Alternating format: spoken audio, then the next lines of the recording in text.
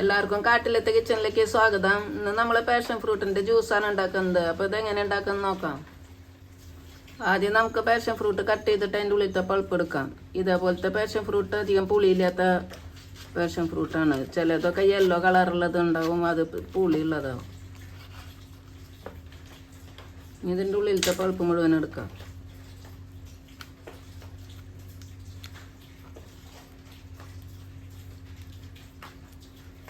അതേപോലെ എല്ലാറ്റിൻ്റെ എടുക്കാം. പാഷൻ ഫ്രൂട്ടിൻ്റെ പൾപ്പൊക്കെ അല്ലാതെ എടുത്തു കഴിഞ്ഞിട്ടുണ്ട്. ഇനി നമുക്ക് ശർക്കര പൊടിച്ചിട്ടിട്ട് ജ്യൂസ് ഉണ്ടാക്കാം.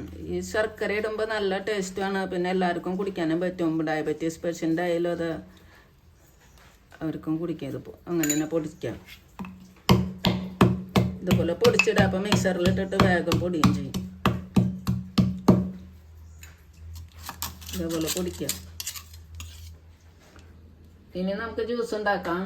പാഷൻ ഫ്രൂട്ടിൻ്റെ പൾപ്പ് ഒഴിക്കാം. ശർക്കര ഇടാം. ഞാൻ ശർക്കര ഇടുന്നത് ശർക്കര ഇട്ട് കഴിക്കുമ്പോൾ നല്ലതായി. പാഷൻ ഫ്രൂട്ടിൻ്റെ ജ്യൂസിന് അതിൻ്റെ ബെനിഫിറ്റൊക്കെ കിട്ടും. പഞ്ചസാര ഇട്ട് കഴിക്കണത് നല്ലതല്ല. ആവശ്യമുള്ള ശർക്കര ഇടുക. ഓരോരുത്തരുടെ മധുരത്തിനനുസരിച്ച്. ഒരു ചെറിയ പീസ് ഇഞ്ചി ഇടുക. ഇനി നമുക്കിത് അരച്ചു കൊണ്ടുവരാം. ഇനി നമുക്ക് ഇതിൽ ആവശ്യത്തിനുള്ള വെള്ളം ഒഴിക്കാം. ഞാൻ ഒരു ഗ്ലാസ് വെള്ളം ഒഴിക്കുന്നുണ്ട്. ഇനി ഇത് അരിച്ചെടുക്കാം.